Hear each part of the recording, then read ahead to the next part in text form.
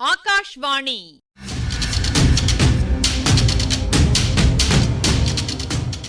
பொன்னியின் செல்வங்கள் வாசிப்பும் ஆய்வும். வாசிப்பவர் ராமசுவாமி சுதர்சன் அவர்கள்.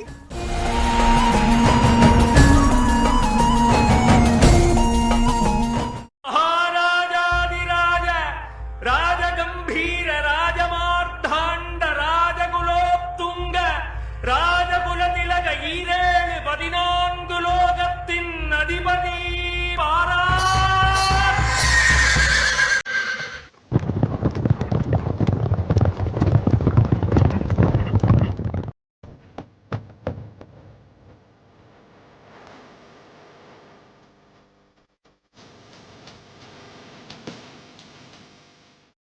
பழுவூர் இளையராணியின் பல்லக்கு பூங்குழலியும் சேந்தன் அமுதனும் இருந்த மண்டபத்தை நோக்கி வரத் தொடங்கியது. பழுவூர் இளையராணி நம்மை தேடிக் கொண்டல்லவா வருகிறாள் என்றாள் பூங்குழலி. அமுதன் அவளுடைய கரத்தை பற்றி கொண்டு மண்டபத்தின் உட்புறத்தை நோக்கி நகர முயன்றான். ஆனால் பூங்குழலி அவ்விதம் நகர மறுத்தாள். இதற்குள் யாரங்கே என்று ஓர் அதட்டும் குரல் கேட்டது. பல்லக்கை சுமந்து வந்தவர்களில் ஒருவனின் குரல் என்பதை தெரிந்து கொண்டு, பயப்படாத அண்ணே, உங்களை போல நாங்களும் வழிபோக்கர்கள்தான், மழைக்காக மண்டபத்தில் வந்து ஒதுங்கியிருக்கிறோம் என்று சொன்னாள் பூங்குழலி. சரி சரி, பல்லக்கின் அருகில் வர வேண்டாம் என்றது அதே குரல். நாங்கள் ஏன் பல்லக்கின் அருகில் வரப்போகிறோம்? பல்லக்கில் ஏறுறதுக்கு பாக்கியம் செஞ்சிருக்க வேண்டாமா என்றாள் பூங்குழலி.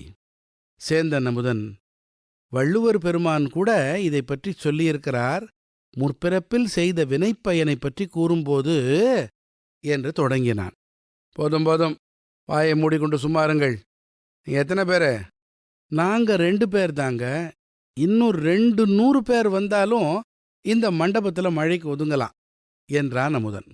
தான் உண்மையென்று நம்பியதையே அமுதன் சொன்னான். அதே மண்டபத்தின் உட்புறத்தில் தூணின் மறைவில் 3வது மனிதன் ஒருவன் நின்றது அவனுக்கு தெரிந்திருக்கவில்லை. பல்லக்கு சுமந்தவன், நான் அப்பவே சொன்னேன், மழை வந்ததும் மண்டபத்தில் போய் ஒதுங்கலான்னு, கேட்கலையே, அதனால தான் இந்த சங்கடம்லாம் என்று தன் தோழனிடம் சொன்னான். இப்படி ஆகும்னு யார் பார்க்கண்டது? மழை வலுகிறதுக்குள்ள கோட்டைக்குள்ளே போயிடலான்னு நினச்சோம். இந்த மட்டும் பல்லக்கின் மேலே மரம் விழாமல் போச்சே என்றான் அவன் தோழன். இந்த சமயம் இன்னொரு பிரகாசமான மின்னல் மின்னியது.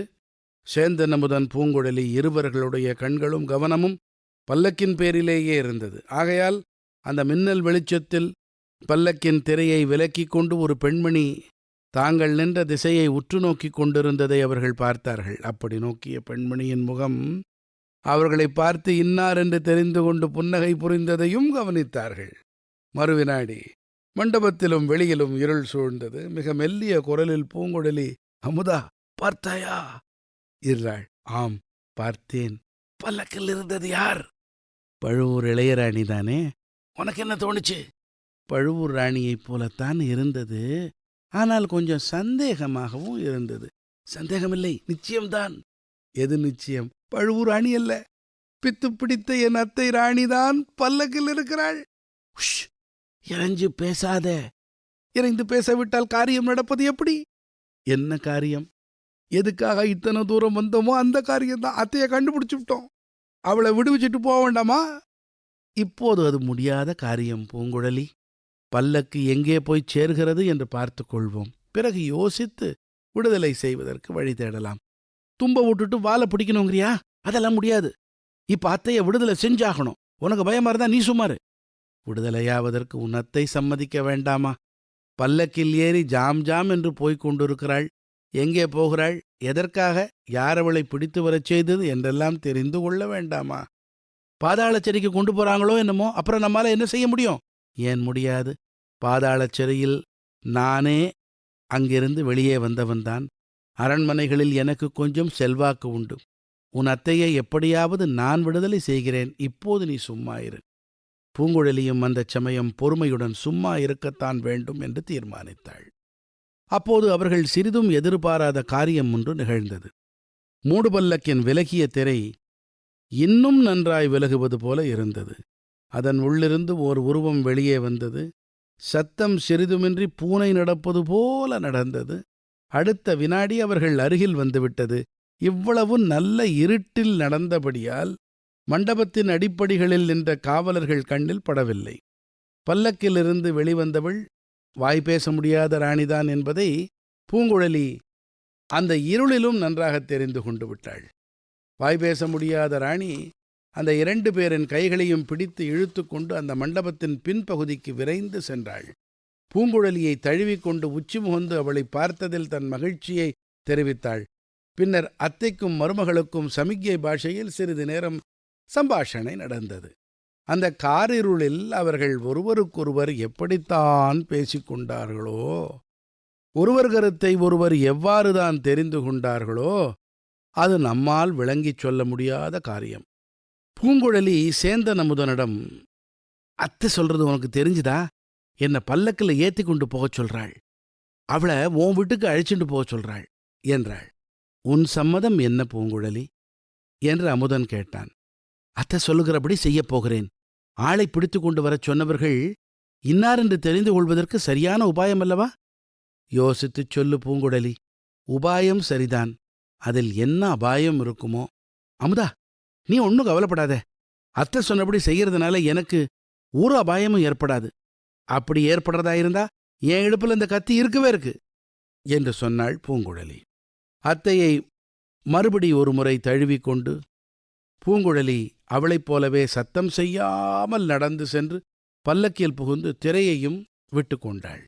முதன் மந்திரி அனிருத்த பிரம்மராயர் சில தினங்களாக தலைநகரிலேயே தங்கியிருந்தார். அவரை காண்பதற்கு அரசாங்க அதிகாரிகள், சிற்றரசர்கள், சேனை தலைவர்கள், அயல் நாட்டு தூதுவர்கள், வர்த்தக குழுக்களின் பிரதிநிதிகள், ஆலய நிர்வாகிகள், தென்மொழி வடமொழி வித்வான்கள் முதலியோர் வந்த வண்ணம் இருந்தார்கள். ஆதலின் அவருடைய மாளிகையில் ஜே என்று எப்போதும் ஜனக்கூட்டமாக இருந்தது. அனிருத்தர் தமக்கென தனியாக காவல் படை வைத்துக் கொள்ளவில்லை. பரிவாரங்களும் மிக குறைவாகவே வைத்துக் கொண்டிருந்தார். ஆகையால் பழுவேட்டரையர்களோடு அவருக்கு தகராறு எழுவதற்கு காரணம் எதுவும் ஏற்படாமல் இருந்தது. ஆனபோதிலும் சின்ன பழுவேட்டரையர் முணுமுணுத்துக் கொண்டிருந்தார். முதன் மந்திரி தஞ்சை நகரில் தங்க ஆரம்பித்ததிலிருந்து கட்டுக்காவல் குறைந்து போயிருந்தது. முதன் மந்திரியை காண வேண்டுமென்ற வியாஜத்தில் கண்டவர்களெல்லாம் கோட்டைக்குள் நுழைந்து கொண்டே இருந்தார்கள். சக்கரவர்த்தியின் அரண்மனையை அடுத்து முதன் மந்திரியின் மாளிகை இருந்தபடியால் அரண்மனை வட்டாரத்திலும் ஜனக்கூட்டம் அதிகமாகிக் கொண்டிருந்தது. முதன் மந்திரியின் பெயரைச் சொல்லிக் கொண்டும் அவருடைய இலச்சினியை காட்டிக்கொண்டும் அநேகம் பேர் அங்கே வந்து அவரை பார்த்த வண்ணம் இருந்தார்கள். இதையெல்லாம் ஓரளவு கட்டுப்படுத்த வேண்டும் என்று சின்ன பழுவேட்டரையர் விரும்பினார். ஆனால் நேரில் முதன் மந்திரியிடம் போய் சண்டை பிடிப்பதற்கு வேண்டிய துணிச்சல் அவருக்கு இல்லை. பெரிய பழுவேட்டரையரும் இருந்தால் இருவருமாக யோசித்து ஏதேனும் செய்யலாம்.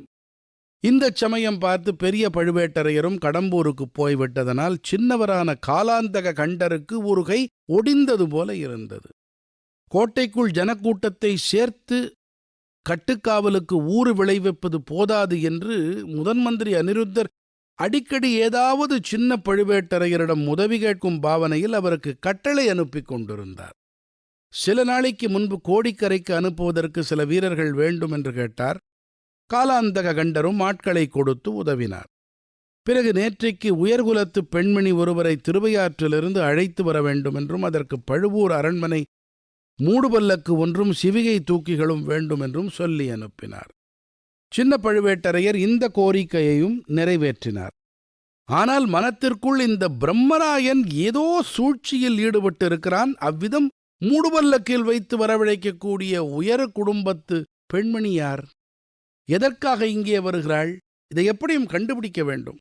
இத்தகைய சந்தர்ப்பத்தில் தமையனார் இங்கே இல்லாமல் போய்விட்டாரே என்று அவர் மனம் சஞ்சலப்பட்டது.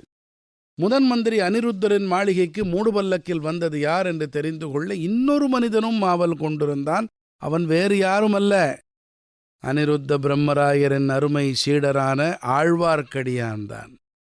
பெருமழை பெய்த அன்றைக்கு மறுநாள் காலையில் அனிருத்த பிரம்மராயர் ஸ்நானபானம், ஜபதமம், பூஜை, புனஸ்காரம் ஆகியவற்றை முடித்து கொண்டு மாளிகையில் முன்முகப்புக்கு வந்து சேர்ந்தார். தம்மை காண்பதற்கு யார் யார் வந்து காத்திருக்கிறார்கள் என்று சேவகனை பார்த்து கொண்டு வரச் செய்தார்.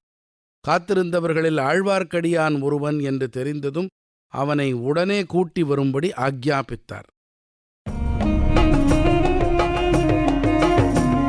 இப்பகுதியின் ஆய்வினை வழங்குகிறார் ஐங்கரன் அவர்கள்.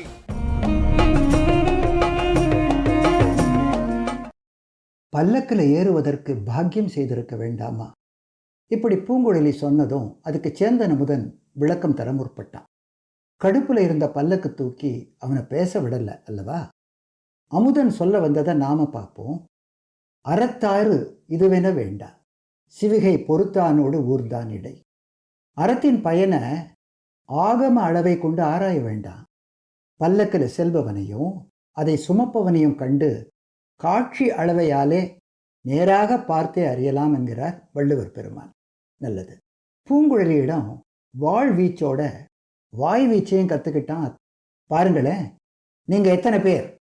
சிவிகை சுமந்தவன் மிரட்டி கேட்டதும், அங்கே 2 பேர் தான், இன்னும் 200 பேர் வந்தாலும் இந்த மண்டபத்தில் மழைக்கு ஒதுங்கலான்னு அவனை அடக்கிட்டான். அது மட்டுமா, இப்போ அத்தையை விடுதலை செய்தாகணும், உனக்கு பயமாக இருந்தா சும்மா இரு மட்டன் தட்டினா பூங்குழலி. சமயம் பார்த்து பதிலடி கொடுத்தான். நானே பாதாள சிறையிலிருந்து வெளியே வந்தவன் தான். அரண்மனைகளில் எனக்கும் கொஞ்சம் செல்வாக்கு உண்டு. உன் அத்தை எப்படியாவது விடுதலை செய்கிறேன். இப்போ நீ சும்மா இரு.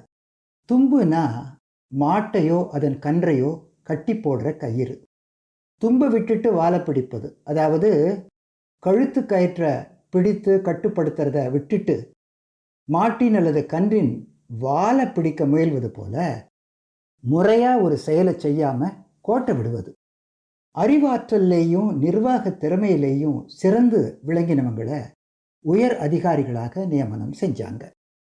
நேரடியா அரசனின் ஆணையை பெற்று நிறைவேற்றினவர் ஆணத்தி எனப்பட்டார். எடுத்துக்காட்டா, பராந்தகன் வீரநாராயணன் காலத்துல ஹரிசரண, கமலசேகரன், 1500 திருமகிழ் இளையானக்கன் இந்த பெயர் கொண்ட ஆணத்தை பற்றிய குறிப்பு கிடைக்குது. பிரம்மராஜன், பிரம்மாதிராஜன் இதெல்லாம் அமைச்சர்களுக்கு வழங்கின பட்டப்பெயர்கள். அந்த பட்டப்பெயர் கொண்டவர் தான் அனிருத்தர். ஸ்நானபானம், ஜபதப்பம், பூஜை புனஸ்காரம் இந்த தொடர்களெல்லாம் வழிபாட்டு அடிப்படையாக கொண்டவை. மரபில் வந்த இணை சொற்கள்னு கொள்ளலாம். நீராடுதல், நீர் அருந்துதல், உச்சரிப்பு, தியானம், புற வழிபாடு, அதை ஒட்டின முதன்மை செயல்கள் இவற்றையெல்லாம் நிரல்பட குறிப்பிடுபவை. சரி, அனிருத்தர் அடுத்து முதன் மந்திரிக்கான கடமை ஆற்ற ஆயத்தமாயிட்டார். பார்ப்போம்.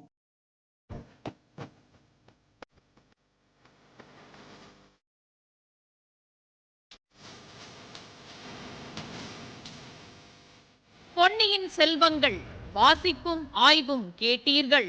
வாசித்தவர் ராமசுவாமி சுதர்சன் அவர்கள். ஆய்வினை வழங்கியவர் ஐங்கரன் அவர்கள். படைப்பு சென்னை வானொலி நிலையம்.